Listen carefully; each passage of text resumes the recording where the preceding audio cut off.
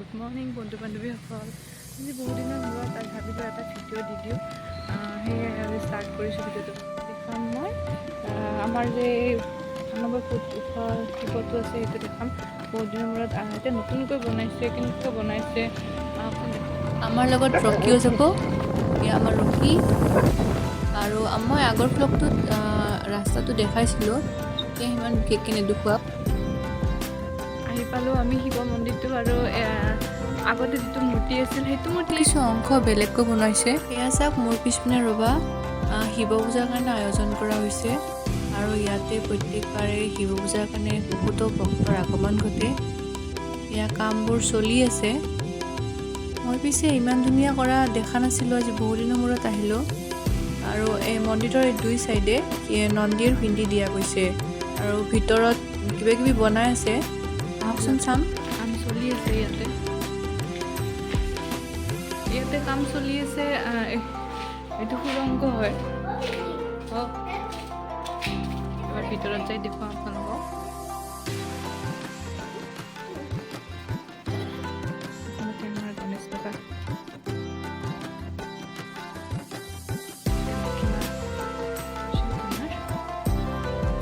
এয়া আমাৰ শিৱ বাবা আৰু পাৰ্বতী মাৰ লগতে নন্দী আৰু তেওঁৰ দুই পুত্ৰ।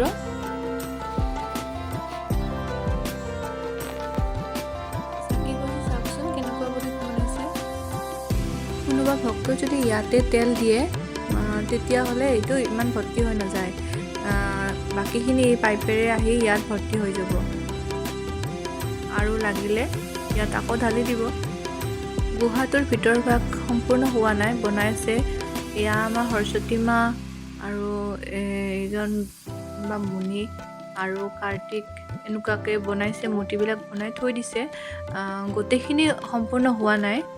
আৰু মই আগতে ইয়াৰ ওপৰত ব্লগ এটা বনাইছিলোঁ, তেতিয়া এইখিনি হোৱা নাছিলে। এতিয়া নতুনকৈ এইবিলাক বনোৱা গৈছে। আজি সেইকাৰণে আপোনালোকক দেখুৱাবৰ কাৰণে চেষ্টা কৰিলোঁ। অকণমান বহুতে হেৰি কৰিছিলে যে মূৰ্তিটো ইমান ভাল হোৱা নাই, মুখখন ইমান কি হোৱা নাই। সেইকাৰণে কমিটিসকলে তেওঁলোকে মূৰ্তিটো আকৌ নতুনকৈ বনাইছে। দেখা পাইছে নিশ্চয়, তথাপি ময়ো আপোনালোকক দেখাব চেষ্টা কৰাইছোঁ। মোৰ লগ কোন আৰু মই ইয়াত চাব আহিছোঁ, দেউতা লৈ। এইবাৰ আমাৰ মূৰ্তিটোৰ সম্পূৰ্ণ ৰূপটো আপোনালোকক দৰ্শন কৰাম। এইবাৰ মূৰ্তিটো কাৰ কাৰ ভাল লাগিছে কমেণ্ট কৰি জনাবচোন। মোৰ কিন্তু সঁচাকৈ ভাল লাগিছে। আৰু এতিয়া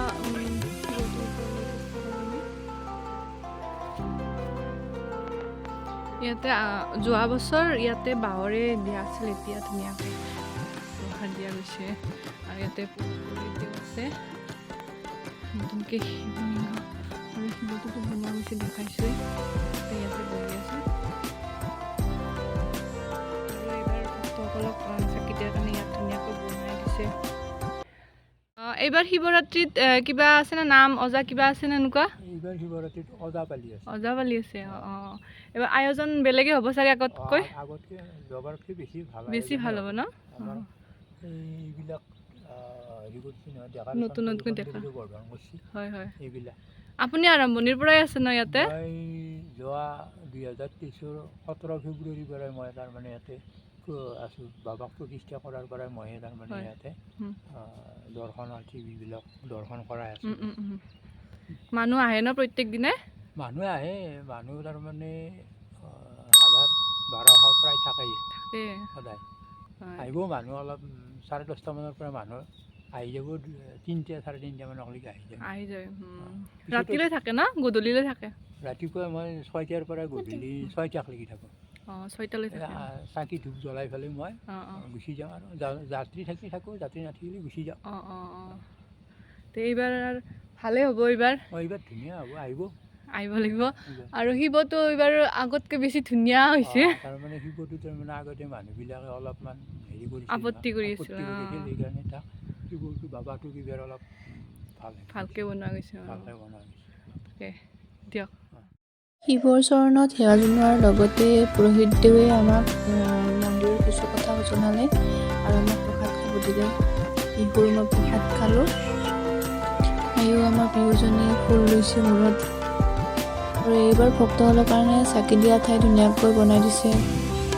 মূল মণ্ডপৰ পৰা ওলাই অহা ৰাস্তা বেলেগ হয়, যিহেতু মানুহ নাই সেয়েহে মই যোৱা ৰাস্তাৰে ওলাই আহিলোঁ।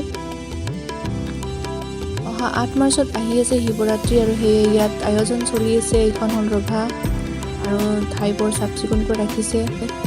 অসমৰ 6ষ্ঠ স্থানৰ 91 ফুট ওখ এই শিৱ মূৰ্তি আপোনালোক আগতে হয়তো দেখিছে। তেতিয়া তেওঁৰ মুখমণ্ডল অকণমান বেলেগ আছিলে, এতিয়া সম্পূৰ্ণ বেলেগকৈ বনাইছে, যিহেতু ৰাইজৰ দাবী যে ভাল হোৱা নাই বা আপত্তি আছিলে, সেয়ে ধুনীয়াকৈ বনাইছে আৰু আপোনালোকক মই দেখাব চেষ্টা কৰিছোঁ। শিৱৰাত্ৰিৰ লগতে ইয়াতে কালী পূজা হয় আৰু কালী পূজাখন শিৱৰাত্ৰিৰ পিছদিনাখনেই হ'ব। শিৱৰাত্ৰিৰ দিনাখন ইয়াত বহুত ভক্তৰ আগমন ঘটে। আশা কৰোঁ আপোনালোক আহিব। সম্পূৰ্ণ সলনি হৈছে, সম্পূৰ্ণ সলনি হৈছে। শিৱৰাত্ৰি আজি বহুতেই মানুহ হ'ব এইবাৰ। আৰু মোৰ ফালৰ পৰা আপোনালোকক সকলোকে নিমন্ত্ৰণ জনালোঁ, আহিব পূজালৈ।